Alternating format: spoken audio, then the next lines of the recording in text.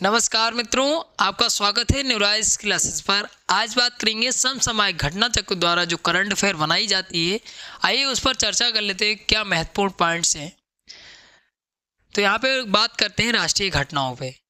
तो राष्ट्रीय घटनाओं में बात करें तो यहाँ पे पहला पॉइंट ये दिया है, लोकसभा अध्यक्ष ओम बिरला ने वर्ष 2024-25 के लिए कितनी नई संसदीय समितियों के गठन की घोषणा की।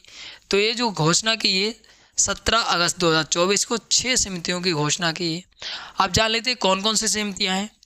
तो पहली समिति की बात करें तो लोक लेखा समिति, जिसको इंग्लिश में शॉर्ट में लिखा जाता है PAC, का अध्यक्ष किसे नियुक्त किया गया। तो ये जो है KC वेणुगोपाल को नियुक्त किया गया। एक किस पार्टी से संबंधित है, तो कांग्रेस से संबंधित है। और हमेशा याद रखिएगा, लोक लेखा समिति जो है उसमें हमेशा विपक्ष का नेता ही जो है इसका अध्यक्ष बनता है। तो ये पॉइंट जो है महत्वपूर्ण बन जाता है।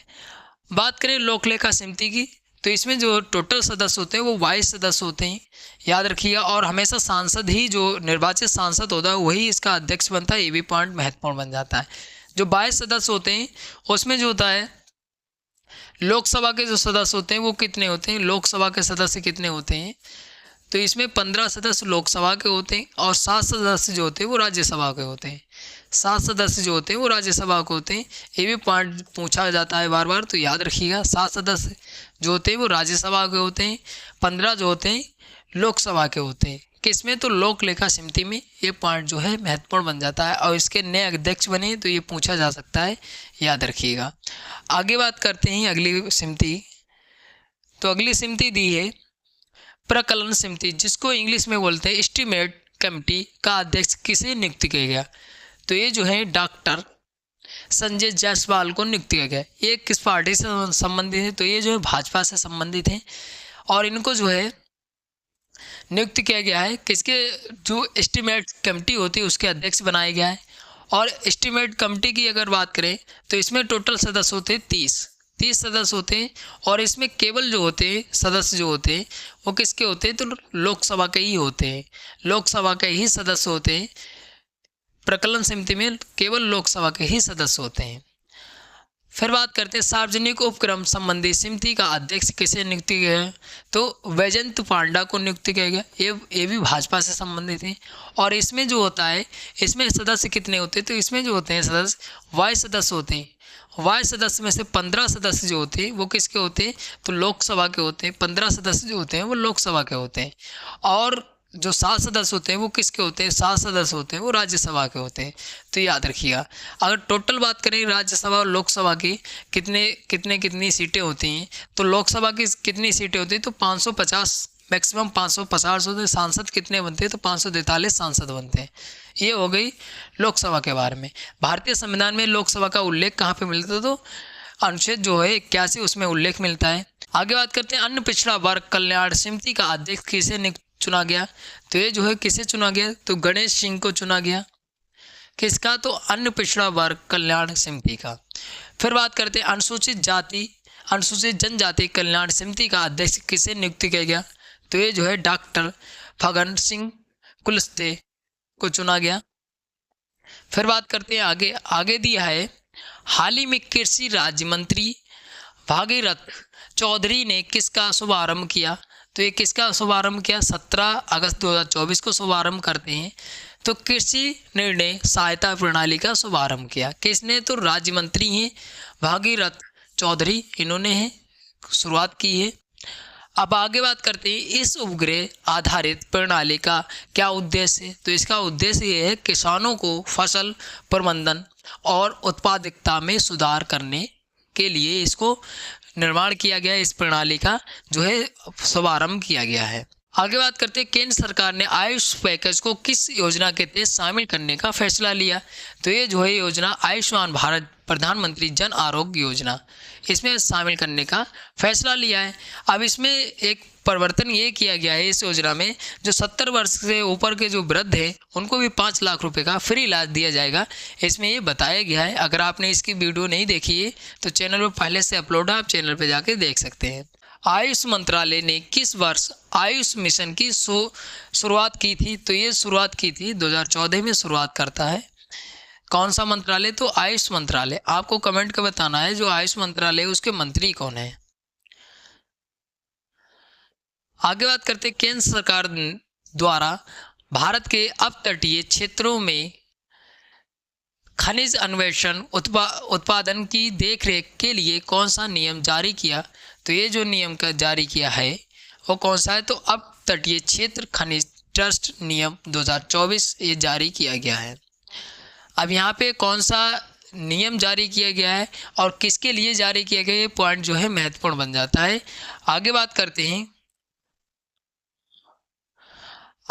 आगे दिया है नए नियमों के अनुसार अपतटीय खदानों के पट्टा धारकों द्वारा सरकार को दी जाने वाली रॉयल्टी का कितना भाग ट्रस्ट को देना होगा।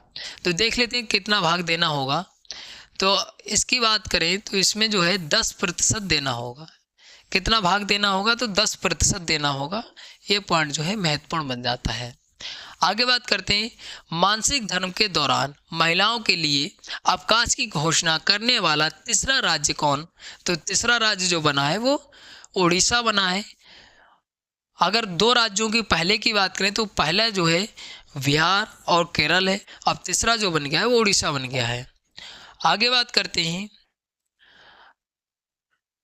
आगे बात करें भारतीय विदेश सचिव विक्रम मिश्री ने किस देश की आधिकारिक यात्रा की? तो ये जो की है वो किसकी की है? तो नेपाल की यात्रा की है। फिर आगे दिया सांख्यिकी और कार्यक्रम क्रियान्वयन मंत्रालय ने किस शीर्षक वाली अपनी पुस्तिका जारी की? तो ये जो है कौन सी जारी की? तो भारत में महिलाएं पुरुष 2023 ये पुस्तिका जारी की है। इस पुस्तिका का कौन सा अंक जारी किया? तो ये जो 25वां अंक जारी किया है, याद रखिएगा। आगे बात करें इसके अनुसार भारत में लिंगानुपात वर्ष 2036 में प्रति 1000 पुरुषों पर कितनी महिलाएं होने की उम्मीद है? तो ये जो है 952 महिलाएं, 1000 पुरुषों पर 952 महिलाएं उम्मीद है। वर्ष 2036 तक भारत की जनसंख्या कितनी रहने का अनुमान लगाया गया? तो ये जो है 152.2 करोड़ तक की ये अनुमान है। और अगर वर्तमान में बात करें तो लगभग जो है 142 करोड़ से ऊपर जो है भारत की जनसंख्या है, याद रखिएगा।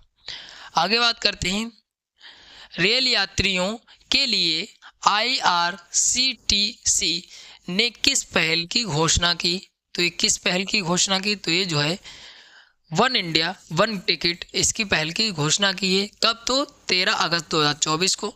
अब इसमें क्या है? तो IRCTC किसके सहयोग से ये पहल शुरू करेगा? तो ये जो है राष्ट्रीय राजधानी क्षेत्र परिवहन निगम के जो है सहयोग होगा इसका।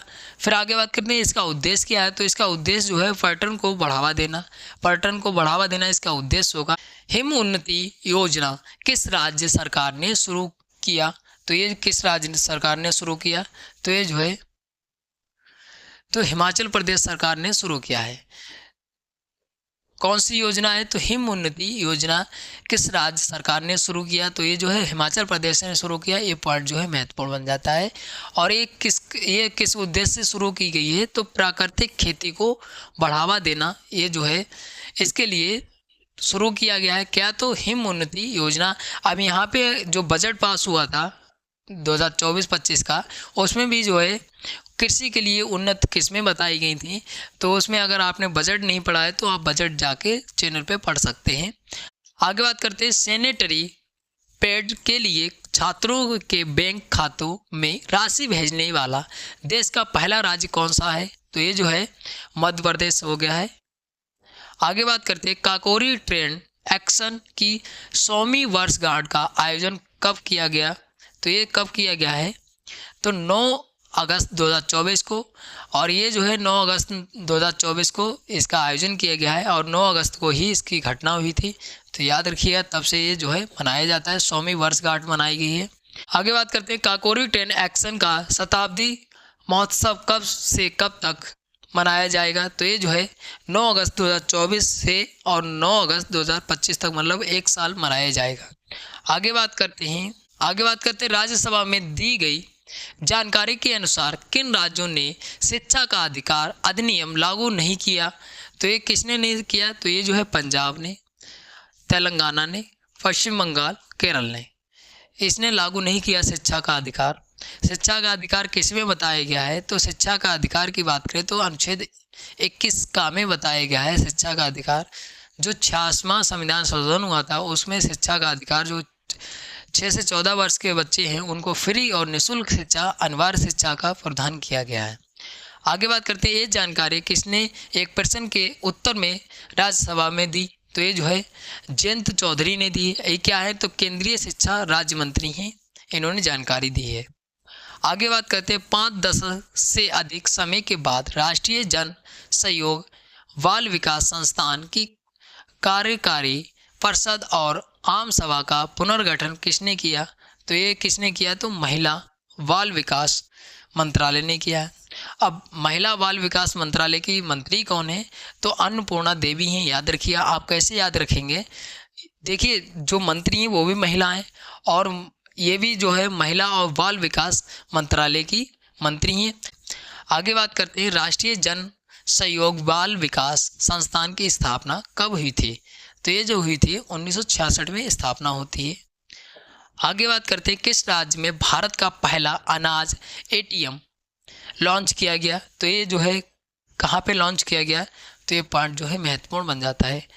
तो ये जो लॉन्च किया गया वो उड़ीसा में लॉन्च किया गया। आगे बात करते हैं, इस एटीएम का क्या नाम है जो 5 मिनट में 50 किलोग्राम तक अनाज दे सकता है और 24 घंटे काम करता है? तो ये अन्नपूर्ति नाम है इसका। अन्नपूर्ति इसका नाम है, याद रखिएगा। ये एटीएम किन के द्वारा लॉन्च किया गया? तो ये जो है विश्व खाद्य कार्यक्रम उड़ीसा सरकार के द्वारा लॉन्च किया गया। तो ये याद रखिएगा, विश्व खाद्य कार्यक्रम और उड़ीसा सरकार जो है उसके द्वारा लॉन्च किया गया। और ये सबसे पहले जो है उड़ीसा में लॉन्च किया गया। जब भी कोई चीज़ें लॉन्च की जाती हैं या कोई ऐप है या कोई पोर्टल है या किसी राज्य ने सरकार जो है योजनाएं चलाई हैं तो वहाँ से पर्सन 100 में 100% पूछा ही जाता है। आगे बात करते हैं, तुंगभद्रा बांध हाल ही में न्यूज में रहा, किस राज्य में ये बांध अवस्थित है? तो ये जो चर्चा में रहा है तो ये पूछा जा सकता है। तो ये जो है कर्नाटक में स्थित है, कर्नाटक में बांध स्थित है।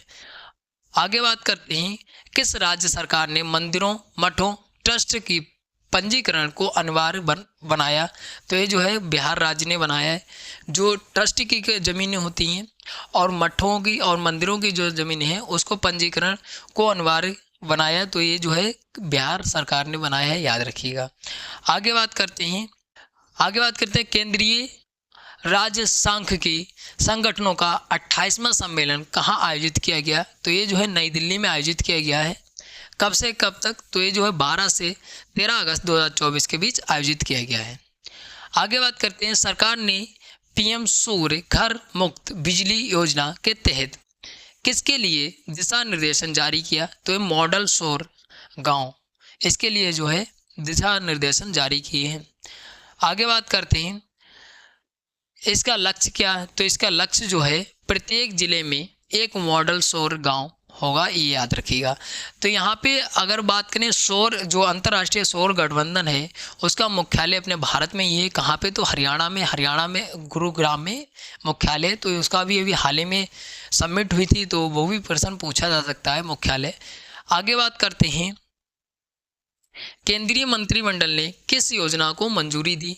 तो किस योजना को मंजूरी दी? तो प्रधानमंत्री आवास योजना शहरी 2.0 इस योजना की मंजूरी दी है। और इसकी बात जो की गई थी वो बजट में की गई थी, याद रखिएगा। तो ये पॉइंट जो है महत्वपूर्ण बन जाता है। जो केंद्रीय मंत्रिमंडल है, और मंत्रिमंडल की बात करें तो कितने लोग मंत्रिमंडल में हैं इस समय वर्तमान में? तो 71 लोग हैं और एक पीएम, मतलब 72 लोगों ने कुल मिला के शपथ ली है। तो उसमें मंत्रिमंडल ने जो मंजूरी दी है वो किस योजना की दी? तो प्रधानमंत्री आवास योजना शहरी 2.0, याद रखिएगा। आगे बात करते हैं, प्रधानमंत्री आवास योजना शहरी कब शुरू हुई थी, जिसकी जगह प्रधानमंत्री आवास योजना शहरी 2.0 ने ली? तो ये जो है 2015 में शुरू की गई थी। अब इसका जो है 2.0 नाम रख दिया गया, मतलब फिर से स्टार्ट होती है इसलिए इसका 2.0 नाम रखा गया। आगे बात करते हैं, प्रधानमंत्री आवास योजना शहरी 2.0 की अवधि कितनी? तो ये जो है रहेगी 5 वर्ष रहेगी। 5 वर्ष अवधि रहेगी इसकी। फिर बात करते हैं इस योजना के तहत 5 वर्षों में कितने लोग परिवारों को सहायता प्रदान की जाएगी। तो ये जो है 1 करोड़ लोगों को जो 1 करोड़ लोग होंगे, शहरी, गरीब और मध्यम वर्गीय जो परिवार होंगे, उनको जो है इस योजना का लाभ मिलेगा। आगे बात करते हैं इस योजना के तहत कितने रुपए की सहायता प्रदान की जाएगी। तो 2.30 लाख करोड़ रुपए की सहायता जो है प्रदान की जाएगी। आगे बात करते हैं 18वीं लोकसभा का दूसरा सत्र कितनी बैठकों के साथ संपन्न हुआ। तो ये 15 बैठकों के साथ संपन्न होता है और इसमें जो है 12 सरकारी विधेयकों में से कितने पारित हुए। तो ये जो है 4 विधेयक जो है पारित हुए। अब कौन कौन से विधेयक पारित हुए आइए जान लेते हैं। तो इसमें जो है वित्त विधेयक 2024, विनियोग विधेयक 2024, जम्मू कश्मीर नियोग विधेयक 2024 और भारतीय वायुयान विधेयक 2024, ये 4 विधेयक जो हैं इस सत्र में पारित होते हैं। आगे बात करते हैं किस उच्च न्यायालय ने फैसला सुनाया कि कथित फर्जी मुठभेड़ों के मामले में अनिवार्य रूप से प्रथम सूचना रिपोर्ट दर्ज की जानी चाहिए। तो ये दिल्ली उच्च न्यायालय ने याद रखिएगा। और एक महत्वपूर्ण ये पॉइंट बन जाता है कि केंद्र शासित प्रदेश जो है उसमें दिल्ली का ही अपना जो है उच्च न्यायालय है। ये पॉइंट जो है महत्वपूर्ण बन जाता है। आगे बात करते हैं वक्फ संशोधन विधेयक 2024 की समीक्षा के लिए किसकी स्थापना की गई। 31 सदस्यीय संयुक्त संसदीय समिति की स्थापना की गई। आगे बात करते हैं इस समिति में लोकसभा राज्यसभा के कितने सदस्य होंगे। तो ये जो है 21 सदस्य जो होंगे वो लोकसभा के होंगे, 10 जो होंगे वो किसके होंगे तो राज्यसभा के होंगे। वक्फ संशोधन विधेयक 2024 किस अधिनियम में संशोधन करेगा। तो ये जो है वक्फ अधिनियम 1995 में संशोधन करेगा। आगे बात करते हैं महाराष्ट्र कैबिनेट ने किस महत्वाकांक्षी परियोजना को मंजूरी दे दी। तो ये जो है वैनगंगा नलगंगा नदी जोड़ो परियोजना। आगे बात करते हैं केंद्रीय गृह मंत्रालय ने किस अधिनियम के नियमों के एक प्रावधान में संशोधन किया। तो ये जो है नागरिकता संशोधन अधिनियम 2019 में संशोधन किया है। आगे बात करते हैं नए संशोधन के अनुसार नागरिकता चाहने वाले को किसके द्वारा जारी किया गया दस्तावेज प्रस्तुत करना होगा। तो ये जो है किसी भी सरकारी प्राधिकरण का जो है दस्तावेज साबित करना होगा, मतलब पेश करना होगा, तब उसको नागरिकता दी जा सकती है। आगे बात करते हैं नागरिकता अगर पूछ लिया जाए, इसमें भारतीय संविधान में इसका उल्लेख मिलता है, भाग 2 में इसका उल्लेख मिलता है और अनुच्छेद अगर पूछ लिया जाए तो 5 से 11 संबंधित है, याद रखिएगा। आगे बात करते हैं किन देशों के आवेदकों को ये दस्तावेज प्रस्तुत करना होगा। तो ये जो है अफगानिस्तान, बांग्लादेश, पाकिस्तान को जो है प्रस्तुत करना होगा। स्थानीय निकाय चुनाव लड़ने वाले व्यक्तियों के लिए 2 बच्चों की नीति को किस राज्य ने समाप्त कर दिया। तो ये जो है आंध्र प्रदेश राज्य ने समाप्त कर दिया। आगे बात करते हैं 2 बच्चों के मापदंड को खत्म करने का फैसला किसने राज्य मंत्रिमंडल की बैठक के दौरान लिया। तो ये जो है एन चंद्रबाबू नायडू, मुख्यमंत्री जो हैं आंध्र प्रदेश के। आगे बात करते हैं 2 बच्चों की नीति को संयुक्त आंध्र प्रदेश में कब लागू किया गया। तो ये जो है 1994 में लागू किया गया था, अब इसको समाप्त कर दिया गया। आगे बात करते हैं नंदिनी सहकार योजना किसके द्वारा निर्मित। तो ये जो है राष्ट्रीय सहकारी विकास निगम के द्वारा निर्मित की गई है। आगे बात करते हैं इस योजना के बारे में। इस योजना का उद्देश्य बताएं तो इसकी योजना का उद्देश्य जो है महिलाओं की उद्यमशीलता को गतिशीलता प्रदान करना इसकी योजना का मेन उद्देश्य है। आगे बात करते हैं न्यायिक अधिकरण ने students Islamic movement of India, जिसको सिमी शॉर्ट में बोलते हैं, पर लगाए गए कितने वर्ष के प्रतिबंध को सही ठहराया। तो 5 वर्ष। आगे बात करते हैं गृह मंत्रालय ने इस संगठन को किस अधिनियम के तहत प्रतिबंधित किया था। तो जो है विधि विरुद्ध क्रियाकलाप अधिनियम 1967 के तहत जो है उसको जो है प्रतिबंधित किया था। अब आगे बात करते हैं उत्तर प्रदेश सरकार द्वारा किस क्षेत्र को सौर ऊर्जा हब बनाने के लिए सोलर पार्क विकसित किया जा रहा है। तो ये जो है बुंदेलखंड रीजन में। आगे बात करते हैं झांसी ललितपुर चित्रकूट को किस हब के रूप में विकसित किया जाएगा। तो ये जो है ground mounted ultra mega solar power park hub. तो ये नाम याद रखिएगा। आगे बात करते हैं इससे प्रतिवर्ष कितने मिलियन यूनिट बिजली का उत्पादन होगा? तो ये जो है 4700 मिलियन यूनिट का जो है उत्पादन किया जाएगा। आगे बात करते हैं, किस राज्य की वैनगंगा नलगंगा नदी जोड़ो परियोजना को मंजूरी दी गई? तो ये जो है महाराष्ट्र सरकार ने दी है, याद रखिएगा। आगे बात करते हैं, विदर्भ क्षेत्र में सिंचाई सुधार के लिए ये कितने किलोमीटर नदी से नहर जोड़ो सिंचाई परियोजना है? तो 426.52 किलोमीटर है, याद रखिएगा। इस परियोजना की कुल लागत जो है लगभग 87,342 करोड़ रुपए है, याद रखिएगा। आगे बात करते हैं अल्फाबेट के सीईओ सुंदर पिच्चई को किस आईआईटी के द्वारा मानक डॉक्टरेट ऑफ साइंस की उपाधि से सम्मानित किया गया? तो आईआईटी खड़गपुर। आगे बात करते हैं, किस योगदान के लिए जो है इनको मानक उपाधि देगी डॉक्टरेट? तो डिजिटल परिवर्तन में योगदान के लिए। आगे बात करते हैं, दिल्ली के उपराज्यपाल को मंत्री परिषद की सलाह के बिना दिल्ली नगर निगम में किसको नामित करने का अधिकार है? तो ये जो है नगर पालिका प्रशासन का विशेष ज्ञान रखने वाले 10 व्यक्तियों को वो नामित कर सकता है। ये निर्णय जो है किसके द्वारा दिया गया? तो ये जो है सर्वोच्च न्यायालय द्वारा निर्णय दिया गया है, सर्वोच्च न्यायालय द्वारा। अभी सर्वोच्च न्यायालय जो है चर्चा में रहा है, उसकी जो न्याय की देवी है उसकी प्रतिमाओं में भी परिवर्तन किया गया है और नया ध्वज भी अनावरण किया गया है और नए जो है मुख्य न्यायाधीश भी बनेंगे। तो इनके बारे में हमने कल ही वीडियो अपलोड की, तो आप चैनल पर जाके देख सकते हैं। आगे बात करते हैं, केंद्र सरकार ने गोवा विधानसभा में किस समुदाय के लिए सीटें आरक्षित करने के लिए एक विधेयक पेश किया? तो अनुसूचित जनजाति के लिए जो है विधेयक पेश किया गया। और ये विधेयक किसने पेश किया? तो ये जो अर्जुन राम मेघवाल ने पेश किया है। और ये क्या है? तो केंद्रीय कानून मंत्री हैं। कैबिनेट मंत्री कितने हैं? तो 30 कैबिनेट मंत्री हैं, याद रखिएगा। तो यहाँ पे कैबिनेट मंत्री की संख्या भी पूछी जा सकती है। आगे बात करते हैं, गोवा की कुल जनसंख्या में अनुसूचित जनजाति के लोगों की संख्या कितनी है? तो ये जो है 1.5 लाख है। आगे बात करते हैं, सर्वोच्च न्यायालय ने किस राज्य सरकार को मुस्लिम समुदायों की 77 जनजातियों को अन्य पिछड़ा वर्ग के रूप में वर्गीकृत करने का मापदंडों को स्पष्ट करने का निर्देश दिया? तो पश्चिम बंगाल को दिया है निर्देश, याद रखिएगा। पश्चिम बंगाल की सीएम कौन है? तो ममता बनर्जी हैं, याद रखिएगा, ये पूछा जा सकता है। आगे बात करते हैं, असम में सेमीकंडक्टर असेंबली और परीक्षण सुविधा रखने किसने शुरू की? तो ये किसने शुरू की है? तो टाटा समूह ने शुरू की है, टाटा समूह ने शुरू की। आगे बात करते हैं प्रतिवर्ष कितने सेमीकंडक्टर चिप्स का उत्पादन किया जाएगा? तो ये जो लगभग 15 बिलियन।